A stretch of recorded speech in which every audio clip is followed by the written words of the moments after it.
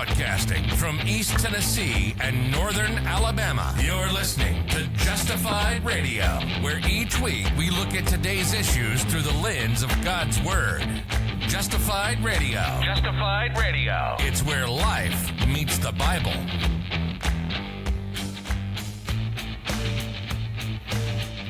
And once again, David Sally, Justified Radio. Happy New Year. Happy New Year. It seems like we haven't spoken in a year. We hadn't talked since 2024. Since 2024. Yeah, but now we have. So new year, new conversations about the Bible, new direction. That will not change anything up, but we're gonna head off in a new direction as far as our topic of conversation for the upcoming episodes. Yeah, and I'm excited about that too, because we talk a lot about Phil and I talk a lot about creation, a lot about how do you interpret God's Word, and this will be good for some as we look at Genesis, because it's a very important book, and I think it's far more important than a lot of people relegate it to. It's a foundational book, and especially the first 11 chapters, which is what Phil and I are going to spend some time on here for the next episodes. Right. Well, and this is going to take us to the beginning, the start, really prehistoric. Yeah. No, it is. I mean, this is.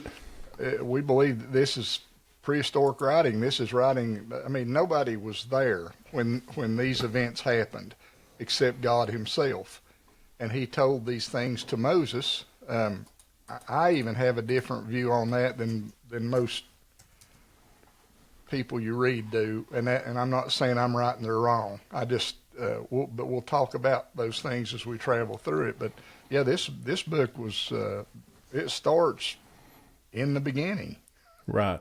And here's why that. There are so many different interpretations, so many different opinions, different views, is when you get right down to it, you can't be proven right or wrong. Yeah, no, you can't.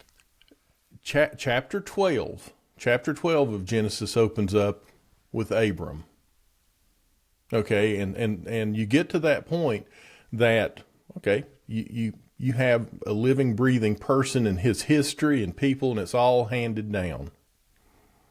But up until that point, you're talking about creation, you're talking about Noah, you're talking about the flood, the Tower of Babel, the people being dispersed, languages being confused, and so you can think you may be wrong and probably are wrong, but But you can think anything that you want to, and no one really can prove you wrong. Yeah, not so much they can't prove you wrong, but you can get into some pretty strong debates. Okay. Because there's strong feelings in both camps. Right. And here's where you kind of get into the meat of the argument, which is, when you look at the Bible, you're looking not only at the words, but you're looking at the genre of the writing. Where does it belong? Yeah. Okay. And so here's where you get into, some pretty determined opinions and some pretty determined attitudes toward others if they don't share your same opinion. Yeah. Well, and honestly, there is a how you view Genesis will greatly affect your worldview, your total view of why you're here, how you got here, what humanity, what its goal is, what its outcome will be, and all that. And honestly, Phil and I, we disagree on some things when we go through Genesis. Yeah. Not to the point of, well, you're wrong and I'm right and daggone it, but we do. We talk some things through sometimes. We'll get to the text and you'll understand. Okay. And where we don't differ, I don't think, is there is a as far as biblical interpretation, there is a conservative liberal element here. Now we're not talking politics, but there's a hermeneutic element here. Is the Bible, the first 11 chapters, is it literal as recorded in the Bible, or is it not? Is it more? Help me with the word here. Is it more symbolism? Is it more allegory? Yeah, that's what a lot say is, well, the first 11 chapters, it's just allegorical, telling you how the process got to Abraham, got to that time frame. Now, just to let the cat out of the bag real early, I'm a literalist. I believe Genesis gives us a literal, historic rendition of what happened, starting literally from day one, when God created the space that everything's going to be in the heavens, as it says in the scriptures. And then he created the matter that he was going to use there too, for the earth, not for the stars, because that came at a different time. Right. So anyway. And I'm going to say I'm a literalist too, but my literal may differ some from from your literal, or I may not be as dogmatic. You know, yeah. I don't know. I don't want to put words in your mouth, but I may be more forgiving of others who. Yeah, and I'm not, and that's well. I mean, it's just the way it is. So that's kind of one of those areas that, and you know, honestly, you don't want to be in dialogue like this with people that just believe everything you believe or will recite everything you believe, because that's not only boring, but it's not challenging. I mean, you know, okay, why am I a literalist? Well, I've got reasons for that. Why you aren't as literal on some things. You have reasons for that. You've thought it through. It's not just something that you throw out. You've thought it through. And so that's kind of what we want to do. And that's why I asked David as we began, before I hit record, I said, okay, what's it going to be? Are we preaching, teaching, or discussing? And my answer was yes. Yes. But there's a difference, right? There is. There's a big difference. When you were pastoring, you know, when I was pastoring, there was a difference, say, in a Sunday morning service, a Sunday night service, and a Wednesday evening service. Preaching is speaking at people. Mm-hmm. You know, now you can call it whatever you want to, but preaching is, David, you're talking to people, and short of an amen or something like that, you're not getting much back. Yep. Then there's teaching, and teaching hopefully involves a little give and take, a little hold on a minute. You know, I've got a question. Can you further explain this or something like that? And then conversations. A conversation is a lot looser than that. A conversation, sometimes you can kind of get out into the weeds. Yeah. I mean, you can discuss things and say, listen, this isn't not necessarily my point of view necessarily, but what about this? What about that? And you know, so there's a difference in the tenor of the three. Oh yeah, no big and a big difference, and a noticeable difference too. But so we want to try to do all three as we travel through this. So let's begin. And I just moved my screen somewhere. Shall we begin at the beginning? Yeah. As a matter of fact, that's even how the Bible starts. No, that we should. So go ahead and get us started there, David. And I don't know that how far we'll make it each episode. It won't necessarily be verse by verse, but there may be particular verses that we dig into that takes a while. Yeah. Yeah, and the Bible just begins, in the beginning, God created the heavens and the earth. That's verse 1 of chapter 1 in the book of Genesis, first book of the Bible. So that pretty much tells you that before anything was, God was already. This matches up with John 1, when you read in the Gospel of John, talking about the deity of Christ. This ties the two together, really. Both books began with, in the beginning. And that should draw people's attention to the fact that I think John was referring back to Genesis. He's wanting to make sure that we understand that it ties together. For too many years, we've separated the Old Testament and New Testament. I think, and sometimes we've done it to such a degree. I mean, really, you have New Testament churches now that don't ever venture into the Old Testament. Well, okay, most Baptist churches, and that's our background. We're Baptist. Christians, but if you're, but Baptist, and that comes with a certain foundation, doesn't it? It does. Sorry.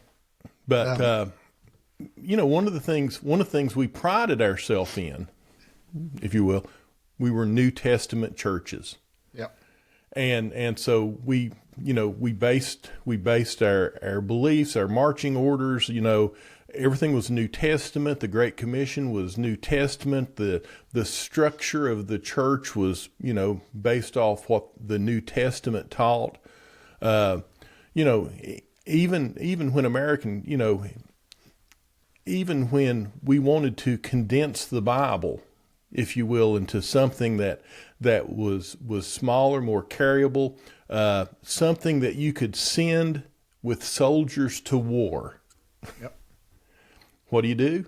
Well, yep. you lop off everything that's unnecessary, and I'm being a little facetious, but you lop off everything that takes up space that's unnecessary, and you send just the essentials with soldiers who are going to war, and that is the New Testament, and we're going to throw in the Psalms and the Proverbs too for encouragement.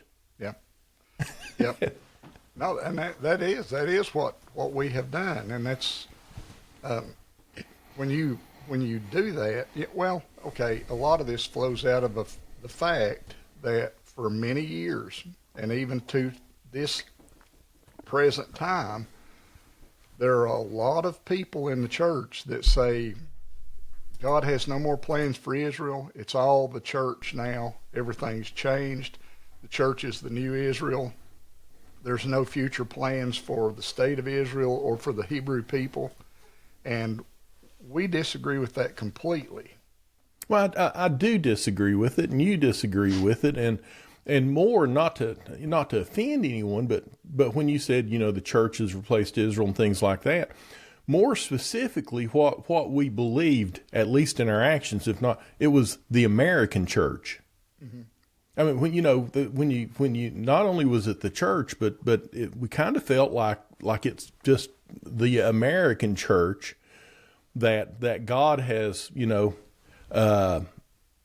that he has taken all his promises to Israel through Abraham and through David, his covenants, and he's given them to us. Mm-hmm.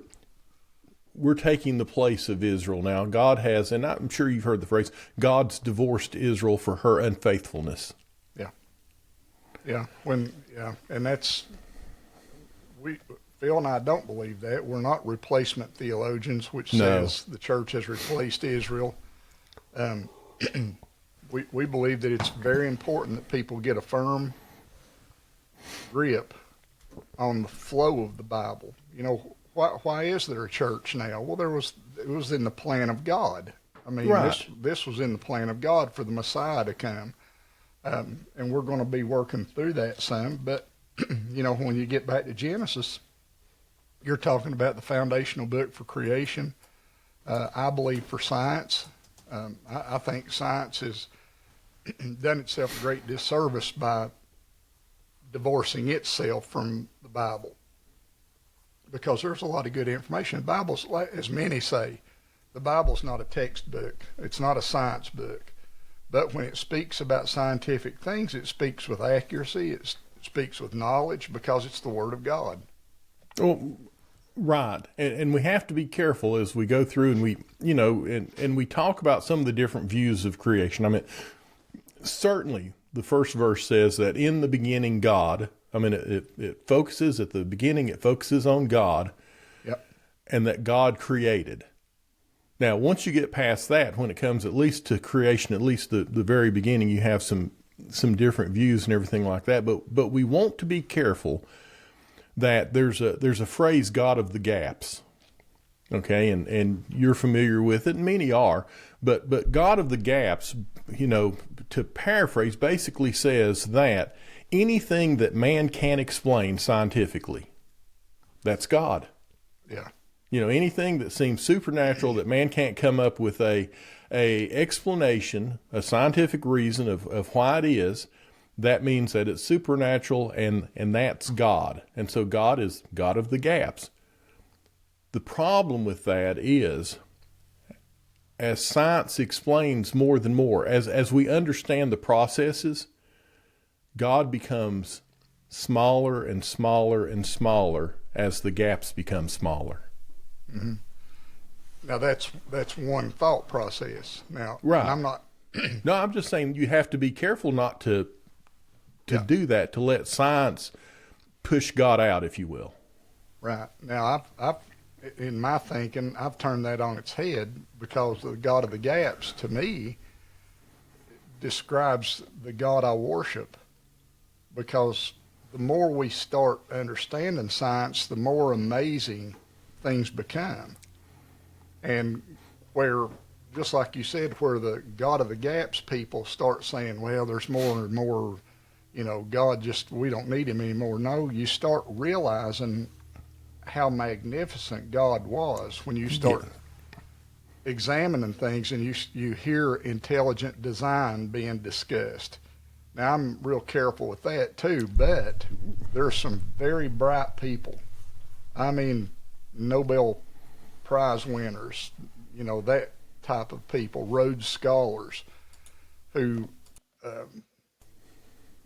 just see the design of the human body as being evidence enough to convince them that there had to be a higher power, a person, somebody over it all to put the human body together like it is.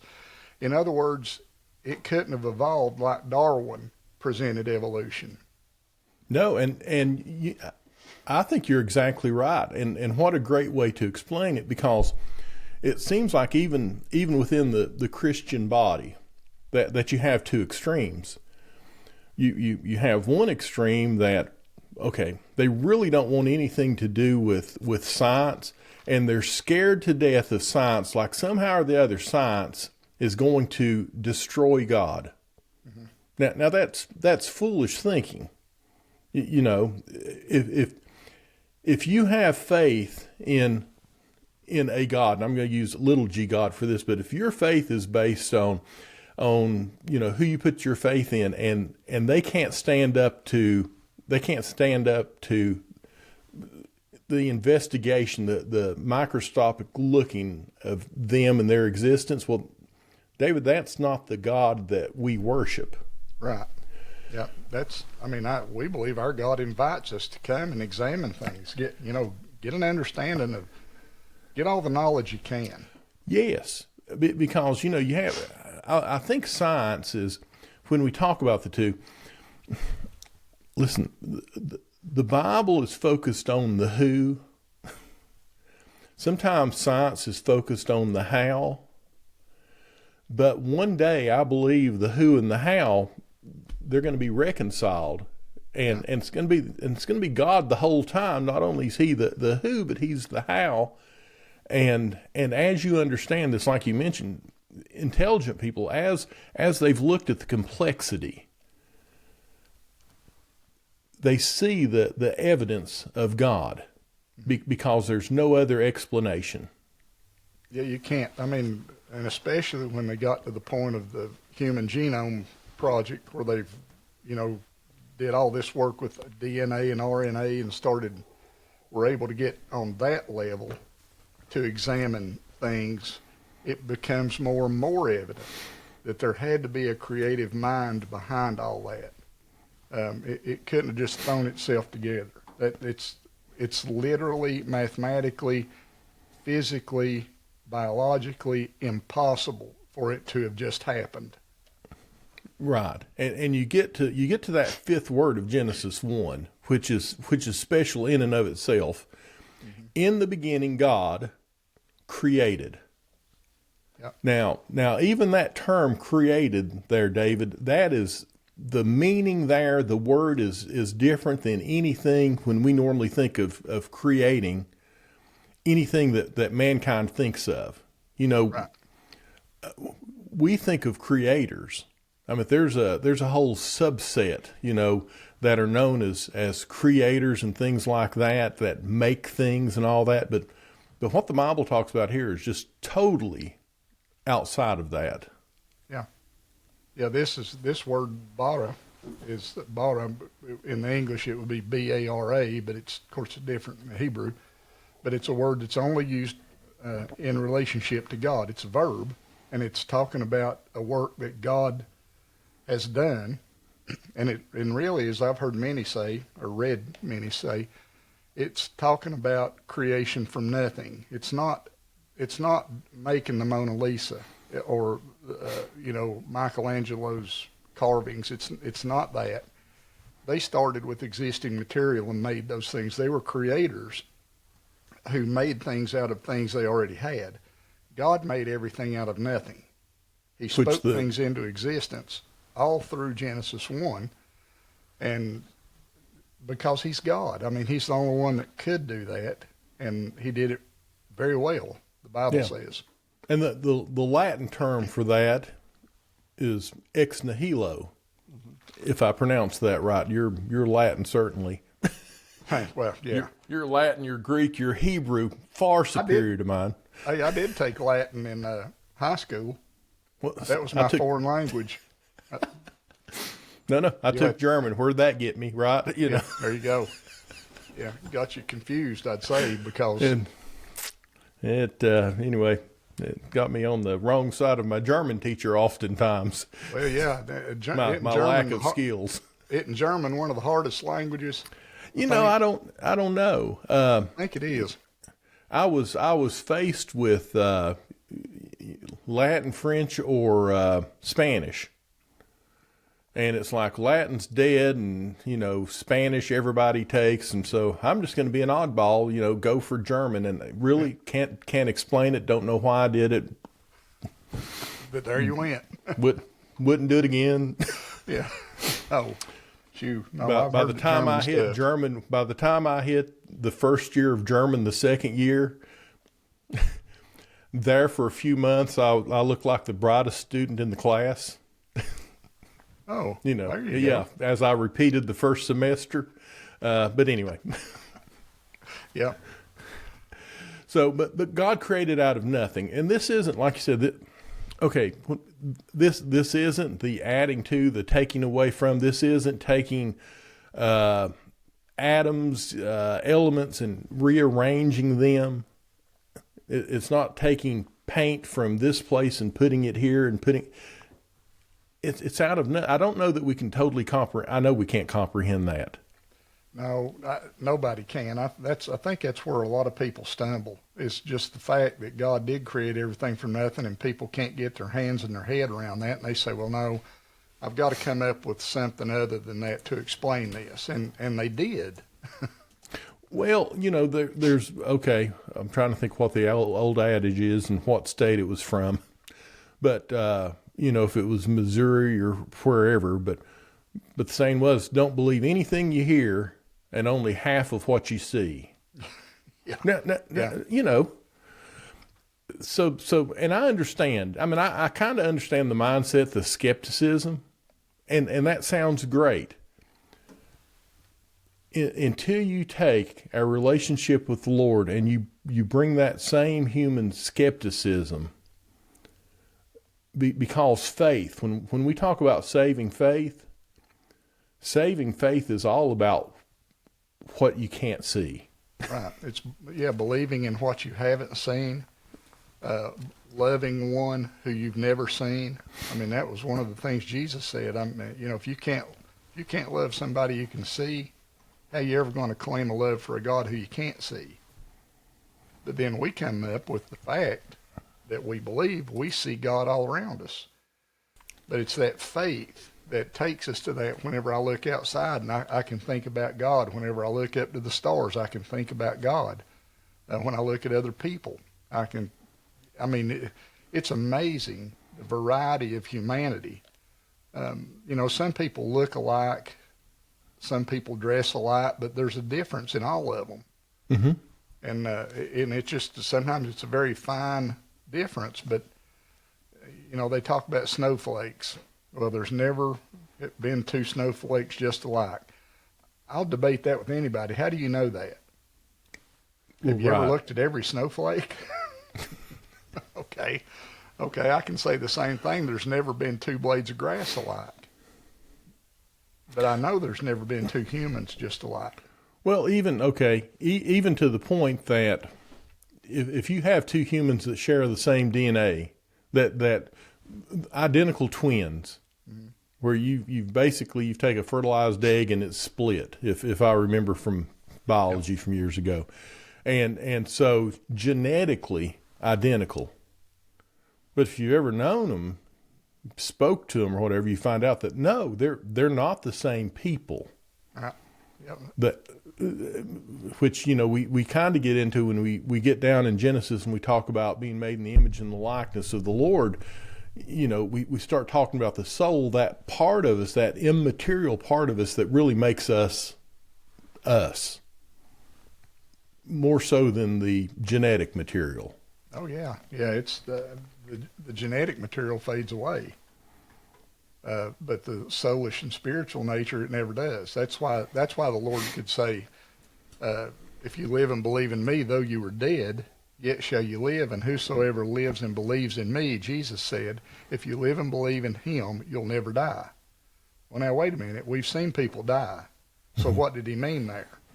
Well, he meant that the spirit and the soul is far greater than the physical reality of humans. Yeah, I'm going to die one day. This body, and I'm getting more thankful for that. I don't have to stay in this body, 50 more years, because goodness gracious, it's getting hard to tote around anymore. Well, and we understand as people get older why death bothers them less and less and less. Yeah. And we look. Yeah. So, but as we go through, as we do this introduction, as we go, we're going to go through the first 11 chapters. This explains, but let's finish verse 1. In the beginning, God, he created, and it tells us what he created. He created the heavens and the earth, and just to go ahead and mention, depending on who's listening to us, depending on what Bible you read, you'll either see that as the heaven and the earth, or as, I guess, David, every translation but the KJV that I know of pluralizes it. It's the heavens, right, with an S, and the earth. Yeah, and in the original Hebrew, it is a plural word. I mean, it is. Heaven, I think, to give them their due, I think heaven was what the early translators of the Bible, they just looked at everything that wasn't material earth, and they said that's the heavens. So they just said heaven, one broad sweep. But I like the plural because there is a difference. There's a heaven that the birds fly in. There's a heaven that the stars are in. And then there's the heaven of God, where God is. Mm-hmm. So it is plural. Now, the next time we get together, we'll probably talk about that some. When did God create heaven like we think of heaven? Well, and I think because we're going to run out of time to get very deep, but I think next time as we get into creation, or what I hope is that we talk about some of the different views when it comes to what Christians, what they think about concerning the age of the earth. Yeah.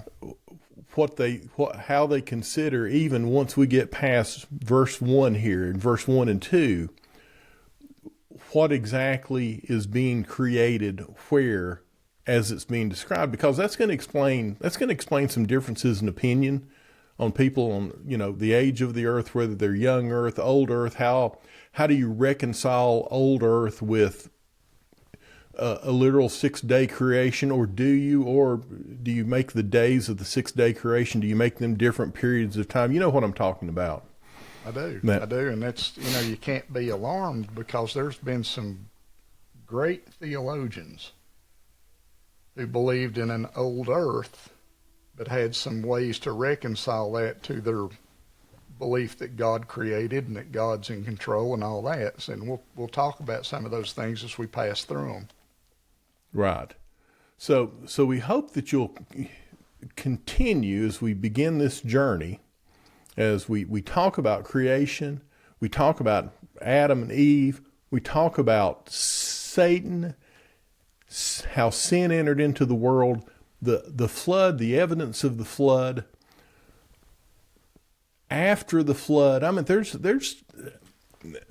a lot of interesting things here, David, that a lot of people, frankly, if they did know what was here, a lot of them would frankly be scared to read and study about it anyway. Yeah. Yeah, everybody wants to read Revelation and understand the fine details of that. Few people want to spend time in Genesis and try to get to the depth of it, of what it presents. But during all this, we'll probably show you some and talk about some good books that you can get and read, good scholarly books that are written on a level that I can understand. And if I can understand it, honey, anybody can. Good science that's very interesting, and it's encouraging too, because there are answers to a lot of the things that the atheists, like people like Richard Dawkins over in England, we've mentioned this before, but he debated John Lennox, who's a very strong believer, but John Lennox doesn't believe like I believe. Right. In a lot of things. Now, John Lennox, I'm going to go out on a limb here, Phil, and see if you agree with it. John Lennox is smarter than I am. John Lennox is more intelligent than you, yes. Okay. But nobody will debate that. There you go. He's when you say, when you say scholarly, written by scholars in a way that I can understand, my opinion of myself is, first of all, if I can understand, it's not very scholarly. If you've had to write down to my level, you know what I'm saying? I do, yeah. Okay. But, and we have talked about this, there are many, what we would say are intelligent people, however we define intelligence. He is one of the foremost, right? Mm-hmm. I think so. Yeah. And he is a believer and a child of God and has put his faith in the Lord Jesus Christ. There's a lot of people, especially more conservative, more churches like we're used to, that when it comes to his views of creation and the age and everything like that, they would disagree, they would be disturbed, and some would even go so far as to say, you know what, if that's what he believes about this, then he's not really a Christian. Mm-hmm. Oh yeah. Yeah, I know John Lennox. I don't know John Lennox. I read a lot of John Lennox stuff, and he's a very vocal Christian, a very strong Christian, a very confident Christian in a good sense. I mean, if you're going to debate Richard Dawkins, you better be on top of your game. Well, and he is. It's one of those things that all we know of a person, we can't see their hearts, so to speak. So all we know of a person is their life, their witness, both spoken and unspoken. We see the fruit. Yeah. And he's one of those that you look and you see how he's lived his life, frankly, in a vocation that would look down upon faith in God. And would in most instances would actually hold you back from advancement, because let's face it, when you get into liberal universities, liberal education, atheistic is the way to be. Most Christians would suppress their faith just so they wouldn't suffer for it. Yeah, and we'll talk about that some too, because it is. I mean, if you're going to send a child to the universities today, you better have them grounded in their faith before they go, because if you don't, they're going to have a tough time as far as faith goes once they hit the college campus at UT or anywhere. Right, and that is fast becoming not only the universities, but now just the way the world is, that frankly, that's the world. You need to raise children who are grounded in what they believe before you turn them out. Yeah, because they're going to be. They go to high school at Dobbins Bennett up at. Well, I started to say Central. That's where I went to high school, but Central is no more. Well, Central's a middle school now. Yeah, there you go. West Ridge. When they go to Dobbins Bennett, West Ridge, East High School, Huntsville, down here Grissom High, they're going to turn on the TV, when they go out into the workforce, and Yep, they're going to be confronted with the evolutionary atheistic thinking. So right. Better have a biblical response. So anyway, we hope you'll stay with us. As like I said, we begin this journey, 11 chapters. Who knows how long that it will take, but there are a lot of interesting things that we're going to talk about, things we've touched on before. Yeah. But supernatural things, again, things that a lot of people would be just uncomfortable, but the Bible speaks of that. The Bible speaks of fallen angels during this time and their involvement in the world, after God created it. So yeah, their influence in the world. Where's that found? We're going to talk about some of those things. So we do hope you'll come back and be with us. Hope you'll tell more people about it. We'd love for our podcast to grow. I mean, we say that unapologetically. We don't make a whole lot of money on this. Or do we make any money on this? Yeah, I was going to say we're way less than a whole lot. There you go. Yeah, that's it. We don't make anything. No, but listen, we don't. This. Here's the difference. We enjoy talking about the things of God. Yeah, and we want you to as well. And we want you to feel more comfortable talking about the things of God. So, right. So come back and join us. And as always, everything you want to find out about us, how to contact us and everything, you can find on our website at justifiedradio.org. And until the next time, David, I'm going to say it because I love to say it. Shalom. And God bless. You've been listening to Justified Radio, where life meets the Bible.